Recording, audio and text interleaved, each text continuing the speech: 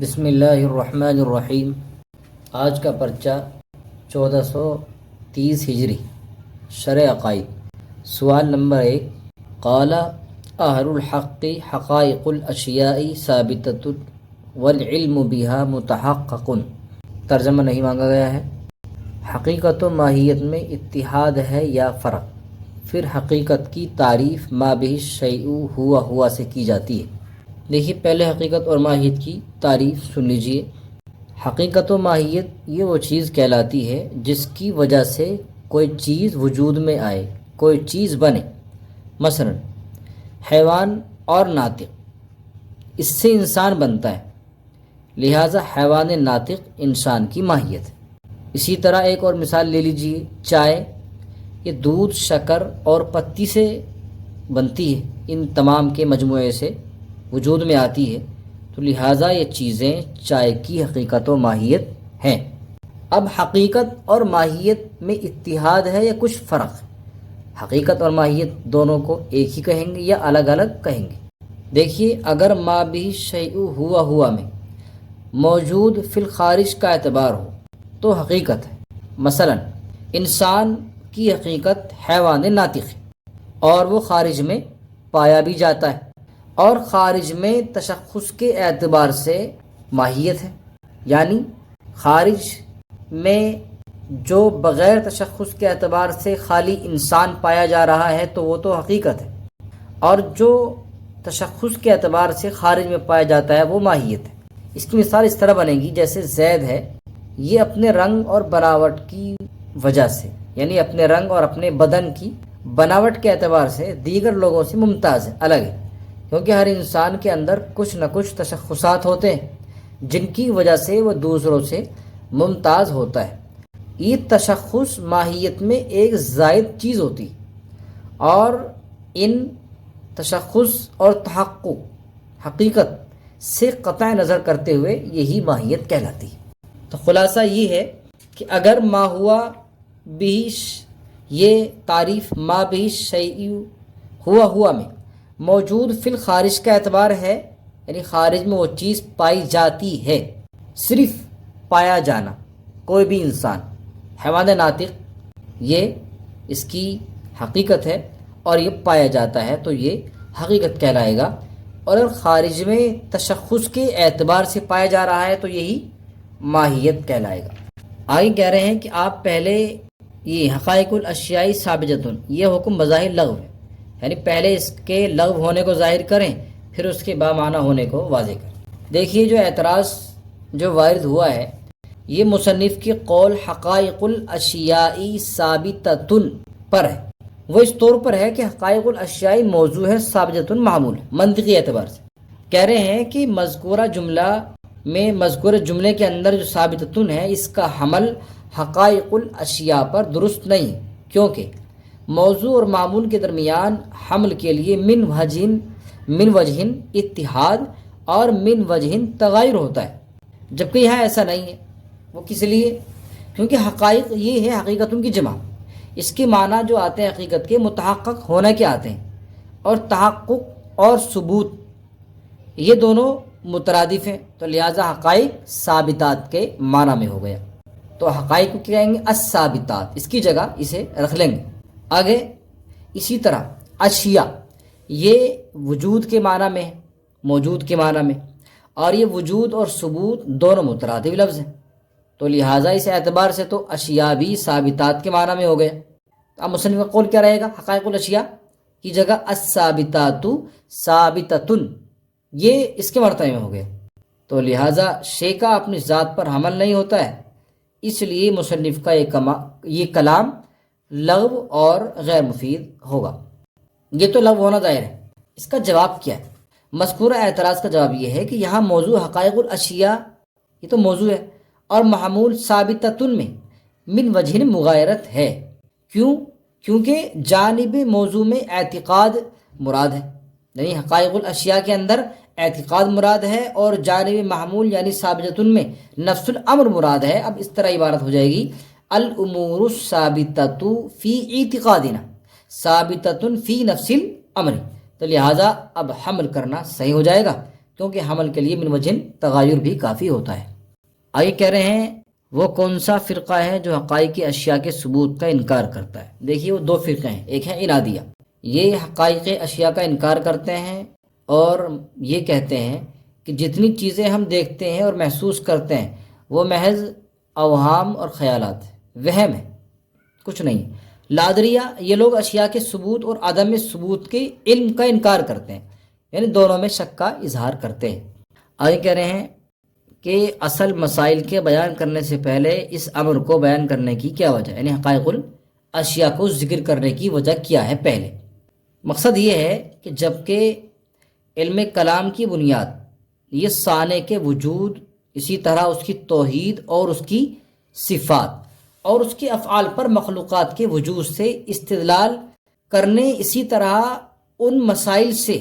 دیگر مسائل نقلیہ کی طرف منتقل ہونے پر جو بنیاد ہے سر علم کلام کی بنیاد، تو کتاب کے شروع میں ان آیان اور آراز کے وجود پر اور ان کا علم حاصل ہونے پر متنبہ کرنا مناسب معلوم ہوا جو مشاہد اور محسوس ہیں، تاکہ اس بات کو اس چیز کی معرفت کا وسیلہ بنایا جائے جو سب سے اہم مقصود ہے۔ چنانچہ ماتن علیہ الرحمٰ نے فرمایا کہ قال اہل الحق حقائق الاشیاء ثابتۃ، جب ان چیزوں کا وجود اور ان چیزوں کی حقیقتیں ہمارے سامنے آ جائیں گی تو ہمیں علم کلام کو سمجھنا آسان ہو جائے گا۔ سوال نمبر 2، وَلَهُ صِفَاتٌ أَزَلِيَّةٌ قَائِمَةٌ بِذَاتِهِ وَهِيَ لَا هُوَ وَلَا غَيْرُهُ لَمَّا تَمَسَّكَتِ الْمُعْتَزِلَةُ بِأَنَّ فِي إِثْبَاتِ الصِّفَاتِ إِبْطَالَ التَّوْحِيدِ لما انہا موجودات قدیمۃ مغایرۃ لذات اللہ تعالی فیلزم قدم غیر اللہ تعالی قدم غیر اللہ تعالی وتعدد القدماء بل فیلزم قدم غیر اللہ تعالی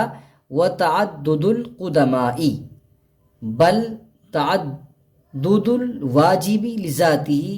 على ما وقعت الاشارۃ الیہ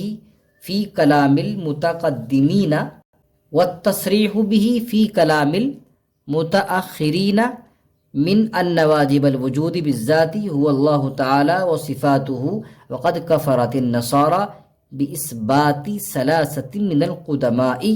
فما بال الثمانیۃ۔ ترجمہ، اور اس کے لیے کچھ صفات ازلی خاص ہیں، اس کی ذات کے ساتھ قائم ہیں،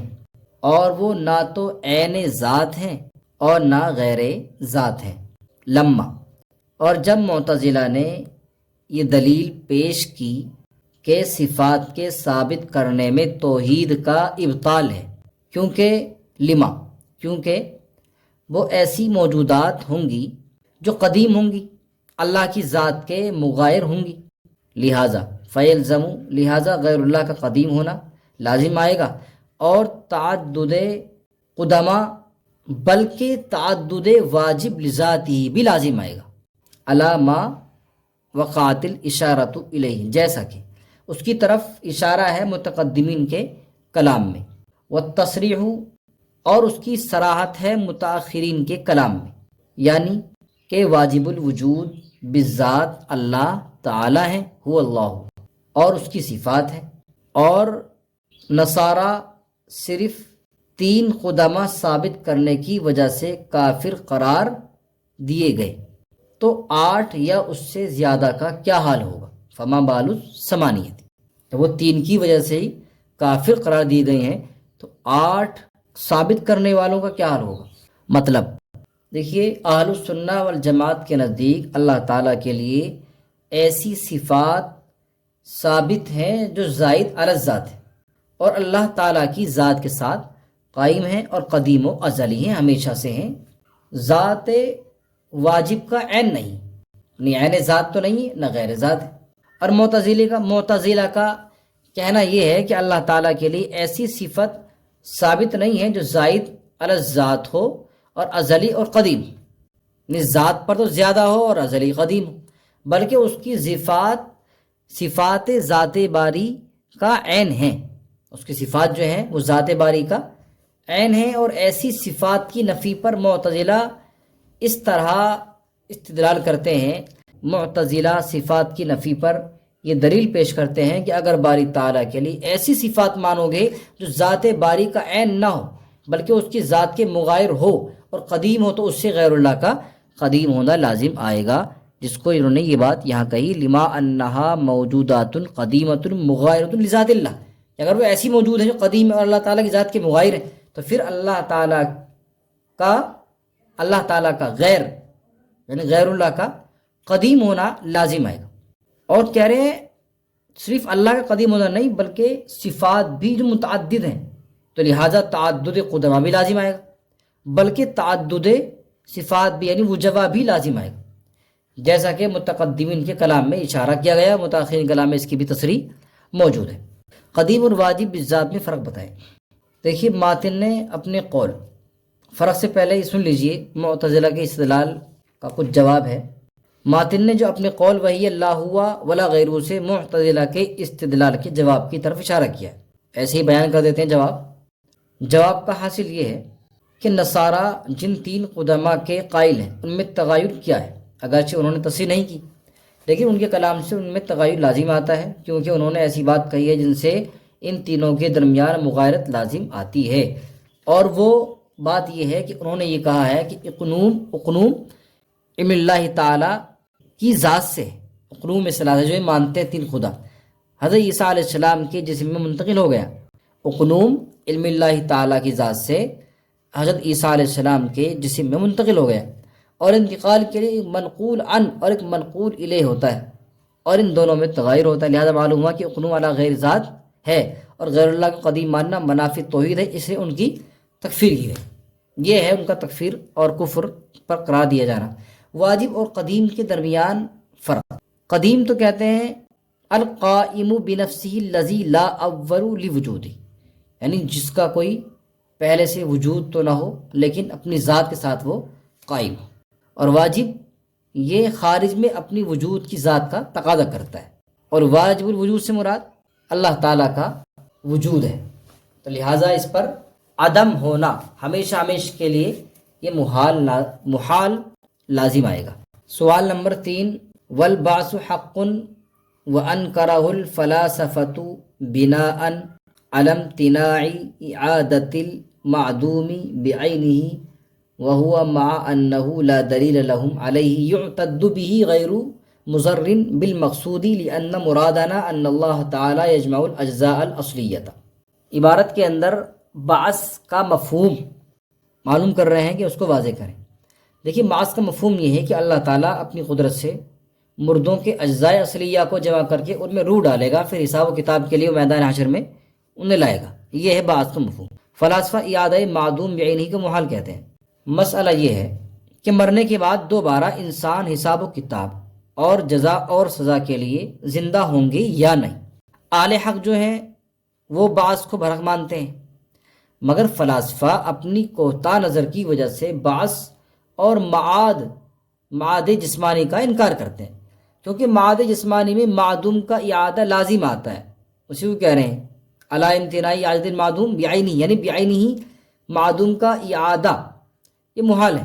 شارح کہتے ہیں کہ اگرچہ فلاسفہ کے پاس اپنے دعوے پر کوئی لائق اعتماد تو دلیل نہیں ہے، کوئی پختہ دلیل تو نہیں ہے، اس کے باوجود مع انہ لا دلیل لہم، دلیل تو نہیں ہے لیکن ان کی بات ہمارے مقصود کے لیے مضر نہیں، کیونکہ ہم اعادہ معدوم کے قائل ہی نہیں ہیں، بلکہ ہم تو اس بات کے قائل ہیں کہ اللہ تعالیٰ انسان کے اجزاء اصلیہ کو جو ابتدائی عمر سے آخر تک باقی رہتے ہیں جمع فرما کر دوبارہ اس میں روح لوٹا دیں گے، اور یہ معدوم کے اعادے سے کے قبیل سے تو ہے نہیں، اب چاہے تم اس کا نام اعادہ معدوم رکھو یا کچھ اور رکھو۔ اور منکرین کی دلیل یہ ہے کہ معدوم اشارہ عقلیہ کو قبول نہیں کرتا، لہذا اس پر امکان عود کا حکم لگانا صحیح نہیں ہوگا، واللہ اعلم۔ شرح نخبۃ الفکر، سوال نمبر 1، المتواتر وهو المفید للعلم الیقینی بشروطہ وقیل لا يفید العلم الا نظریا۔ ترجمہ، متواتر خبر متواتر ہے اور وہ علم یقینی کا فائدہ دیتا ہے اپنی شرطوں کے ساتھ، اور بعض لوگوں نے کہا ہے کہ علم نظری کا ہی فائدہ دیتا ہے۔ بشروط ہی کا تعلق المتواتر سے ہے یا المفید سے ہے؟ دیکھیے اس کا تعلق دونوں سے ہو سکتا ہے۔ اس کا تعلق اول سے ہے تو تقدیری عبارت اس طرح ہوگی الاول مع شروطہ المتواتر، مطلب یہ ہے کہ پہلا یعنی وہ خبر جو سند کثیر کے ساتھ آئے اپنی شرطوں کے ساتھ متواتر، اور یہ بھی ممکن ہے کہ بشروطہ المفید سے متعلق ہو، یعنی خبر متواتر یہ مفید علم یقین اپنی شرطوں کے ساتھ ہے، یعنی علم یقین کا جو فائدہ دیتا ہے اپنی شرطوں کے ساتھ۔ علم ضروری اور نظری کے درمیان فرق، یہ مصنف علیہ الرحمہ کے بیان کے مطابق علم ضروری غور و فکر کے بغیر حاصل ہو جاتا ہے اور علم نظری غور و فکر کے بعد حاصل ہوتا ہے۔ علم ضروری ہر شخص کو حاصل ہو جاتا ہے خواہ اس میں غور و فکر کی صلاحیت ہو یا نہ ہو، جبکہ علم نظری صرف اس شخص کو ہی حاصل ہوتا ہے جس میں غور و فکر کی اہلیت موجود ہو۔ سوال نمبر 2، فالصفات التي تدور عليها الصحة في كتاب البخاري أتم منها في كتاب مسلم وأشد وشرطه فيها أقوى وأسد، أما رجحانه من حيث الاتصال فلاشتراطه أن يكون الراوي قد ثبت له لقاء من روي عنه ولو مرة، واكتفى مسلم رحمه الله بمطلق المعاصرة وَأَلْزَمَ الْبُخَارِيَّ أَنَّهُ لَا يَقْبَلُ الْعَنْعَنَةَ أَصْلًا۔ ترجمہ، پھر وہ صفات جن پر صحت حدیث کا مدار ہے وہ فی کتاب مسلم صحیح مسلم کے مقابلے میں، فی کتاب البخاری صحیح بخاری میں بدرجہ اتم اور بہت ہی درست پائے جاتے ہیں۔ وشرطہ، اور امام بخاری رحمہ اللہ کی شرط، فیہا مسلم امام مسلم کی شرط کے مقابلے میں بہت ہی قوی اور ٹھوس ہے۔ اما رجحان، بہرحال صحیح بخاری کا راجح ہونا وہ اتصال سند کے اعتبار سے اس لیے ہے، لاشتراطی ان یکون، اس لیے ہے کہ وہ امام بخاری رحمہ اللہ نے یہ شرط لگائی ہے کہ راوی کی مروی ان سے ملاقات ثابت ہو، ولو مرتن، اگرچہ ایک ہی مرتبہ ہو۔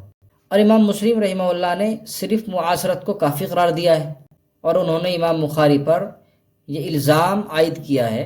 کہ وہ محتاج ہیں اس امر کا کہ حدیث معنعن کو بالکل قبول نہ کریں۔ دیکھیے اس مقام میں مصنف علیہ الرحمہ صحیح بخاری کی صحیح مسلم پر افضلیت کی چند وجوہات اور چند ترجیحات جو راجح ہونے کی جو وجہ ہیں ان کو بیان کر رہے ہیں۔ فرماتے ہیں کہ وہ اوصاف جن پر صحت حدیث کا دار و مدار ہے صحیح مسلم کے مقابلے میں صحیح بخاری میں یہ بدرجہ اکمل اور بہت ہی درست پائے جاتے ہیں، اسی طرح ان اوصاف کے حوالے سے شرط بخاری بمقابلے شرط مسلم، یعنی امام بخاری امام مسلم کی شرط کے مقابلے میں اقوی اور مضبوط ترین ہے۔ اب بہرحال اتصال سند کے اعتبار سے صحیح بخاری کو صحیح مسلم پر ترجیح حاصل ہے، یعنی اگر کوئی راوی بصیغہ تحدیث یا اخبار یا سما روایت کرے تو وہ سند بالاتفاق متصل ہوگی، جیسے حدثنا فلان اخبرنا فلان یا سمیت فلان یقول۔ اگر کوئی راوی بصیغہ ان، یعنی اتصال سند کے لیے وضع نہیں کیا گیا، روایت کرے تو وہ سند متصل ہوگی یا نہیں، ایسی صورت میں امام بخاری رحمہ اللہ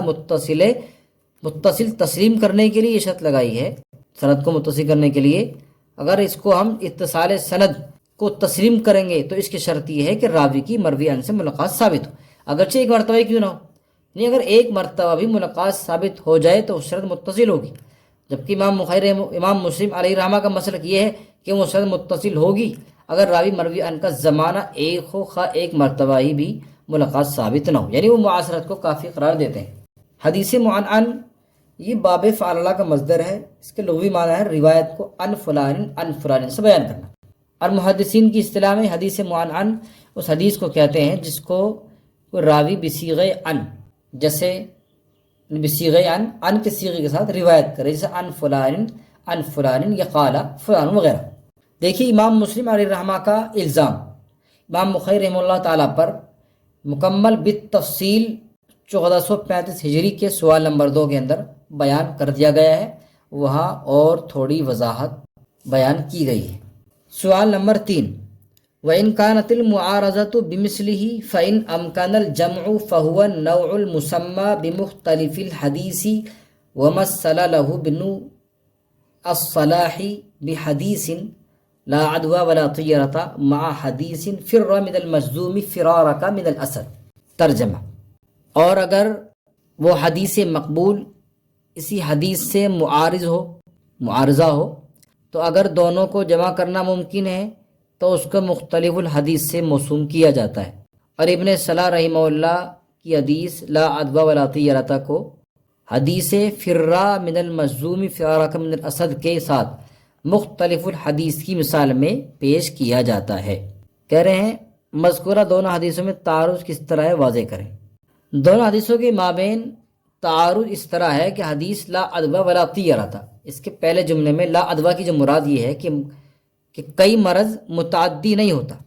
اور دوسرے جملے میں ولا طیرۃ کا مطلب ہے کہ بدفائی لینا باطل ہے. اور دوسری حدیث میں رسول اللہ صلی اللہ علیہ وسلم نے امت کو اس بات کا حکم دیا ہے کہ جس شخص کو کوڑ کا مرض لاحق ہو جائے تو اس سے اس طرح بھاگو جس طرح شیر سے بھاگتے ہو. اب اگر ذرا غور کیا جائے تو معلوم ہوگا کہ دوسری حدیث اور پہلی حدیث کے جملے اولا کے جو پہلے جملے کا مضمون ہے اس کے درمیان بظاہر تعارض ہے، کیونکہ دوسری حدیث میں تو کوڑ کے مریض سے بھاگنے کا تاکیدی حکم دیا گیا، اور اس کی وجہ اس کے سوا اور کیا ہو سکتی ہے کہ کہیں کوڑ کا مرض دوسرے میں نہ لگ جائے، متعدی نہ ہو جائے. اور حالانکہ پہلی حدیث میں صاف کہا گیا کہ مرض متعدی نہیں ہوتا ہے، تو بظاہر تعارض نظر آ رہا ہے. حافظ ابن صلاح کی تطبیق کو بیان کیا جائے گا. پہلے انہوں نے 2 تطبیقیں مانگی ہیں، پھر دونوں صورتوں میں کی تطبیقی فرق واضح بھی پوچھا گیا ہے. یعنی ابن صلاح نے دونوں حدیثوں میں تطبیقی صورت ذکر کی ہے، پہلے وہ دیکھ لیجیے.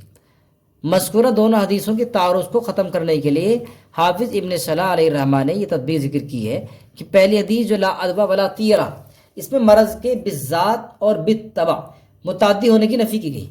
اس کی وجہ یہ ہے کہ زمانے جاہلیت میں لوگوں کا عقیدہ یہ تھا کہ بعض امراض مثلا کوڑ، برس وغیرہ یہ بالذات متعدی ہو جاتے ہیں، لہٰذا اس حدیث میں اسی عقیدے کو ختم کیا گیا. اور دوسری حدیث جو ہے فرا من المجذوم، اس میں کوڑی سے بھاگنے کا حکم اس لیے دیا گیا کہ بعض مرض مثلا کوڑ وغیرہ میں اختلاط، یعنی مرض کے متعدی ہونے کے اسباب میں سے ہے اختلاط. یعنی اللہ کی عادت یہی جاری ہے کہ بعض امراض کے مریض کے ساتھ تندرست آدمی کے اختلاط کو مرض کے متعدی ہونے کا سبب بنا دیتے ہیں. کبھی کبھی ایسا ہو جاتا ہے، اور حالانکہ ایسا بھی ہوتا ہے کہ اختلاط پایا جاتا ہے اور تعدی نہیں ہوتی، جیسے کہ ساتھ میں کھانا پینا بھی ہو رہا ہے، حالانکہ کھانا پینا، پانی پینا سیرابی کا سبب ہے اور کھانا کھانا شکم سیری کا سبب ہے. ایسا بھی ہو جاتا ہے کہ کھانے پینے کے باوجود شکم سیری اور سیرابی نہیں ہوتی، تو معلوم ہوا کہ تعدیہ کا سبب اختلاط پایا جائے تو مرض متعدی ہو سکتا ہے، اسی لیے اس وجہ سے بچنے کا حکم دیا گیا. تو تطبیق کا خلاصہ یہ ہے کہ نفی بالذات تعدیہ کی ہے یہاں پر، اور بات تعدیہ بالسبب کی. مصنف علیہ الرحمہ کی تطبیق کیا ہے؟ مصنف فرماتے ہیں کہ حدیث لا عدوى میں تعدیہ کی نفی کو عام رکھنا ہی بہتر ہے، یعنی وہاں بالذات اور بالسبب نہیں دیکھا جائے گا بلکہ عام ہی رکھا جائے. ابن صلاح کی طرح اس کو ذات کے ساتھ خاص کرنا یہ اچھا نہیں. لہٰذا اس حدیث کا مطلب یہ ہوا کہ مرض کسی طرح بھی متعدی نہیں ہوتا، نہ بالذات اور نہ بالسبب، کیونکہ آپ نے فرمایا لا يعدی شیء شیئا. دوسری جگہ آپ نے یہ ارشاد فرمایا کہ کوئی چیز کسی چیز میں متعدی نہیں ہوتی. اس میں لا يعدی عام ہے، ہر طرح کے تعدی کی نفی کی گئی ہے. اور اس بات کی تائید دوسری ایک حدیث سے بھی ہو جاتی ہے جس میں ایک شخص نے باپ سے خوب اصرار سے کہا تھا کہ تندرست اونٹوں کے ساتھ خارش زدہ اونٹوں کے اختلاط کی وجہ سے تندرست اونٹ بھی خارش زدہ ہو جاتے ہیں. تو آپ نے اس کو جواب دیا کہ بات تو ایسی نہیں ہے، کیونکہ اگر بات یہی ہوتی تو پھر سوال یہ پیدا ہوتا ہے کہ جو پہلا اونٹ خارش زدہ ہے اس کے اندر خارش ہوئی ہے، وہ کیسے ہوئی جبکہ کسی خارش والا اونٹ کے ساتھ اس کے اختلاط بھی نہیں ہوا ہے. تو حقیقت یہ ہے کہ اس طرح خداوند قدوس ہی نے ابتداءً اپنی قدرت سے پہلے اونٹ میں خارش پیدا فرمائی، اسی طرح اسی نے دوسرے اونٹوں کے اندر بھی خارش پیدا کی. رہا یہ کہ مجذوم سے بھاگنے والی جو حدیث ہے اس کا حکم کیا ہوگا، تو وہ تو ایک برے اعتقاد سے بچانے کے لیے، کیونکہ اگر کوئی شخص کسی کوڑ یا کسی دوسرے مرض جیسے آدمی کے پاس ساتھ رہے، پاس بیٹھے، اور قضاء الہی یہ ہوئی کہ اس کے اندر بھی وہ مرض پیدا ہو جائے، تو ممکن ہے کہ وہی اعتقاد کر بیٹھے کہ یہ مرض جو میرے اندر آیا ہے یہ فلاں شخص سے ملنے سے، فلاں شخص کے پاس بیٹھنے سے، اختلاط کرنے کی وجہ سے آیا. اسی لیے اس اعتقاد بد کو جڑ سے اکھاڑنے کے لیے مجذوم شخص سے بچنے کا حکم دیا گیا کہیں ایسا نہ ہو کہ اس کے دل میں یہ اعتقاد پیدا ہو جائے۔ یہ تو ہے مصنف کی تطبیق۔ آگے پوچھ رہے ہیں کہ نیز تطبیق کی دونوں صورتوں میں فرق واضح کریں۔ حافظ ابن حجر رحمہ اللہ کے نزدیک لا عدوہ میں تعدیہ کے نفی اپنے عموم پر باقی ہے، یعنی مرض کسی طرح بھی متعدی نہیں ہونا ہے، نہ بالذات نہ بالسبب، جبکہ ابن صلاح کے نزدیک صرف تعدیہ بالذات کی نفی ہے، نہ کہ تعدیہ بالسبب، یعنی عادت اللہ یہی جاری ہے کہ بعض امراض کے مریض کے ساتھ تندرست آدمی کے اختلاط کو مرض کے متعدی کرنے کا سبب بنا دیتے ہیں۔ واللہ عالم۔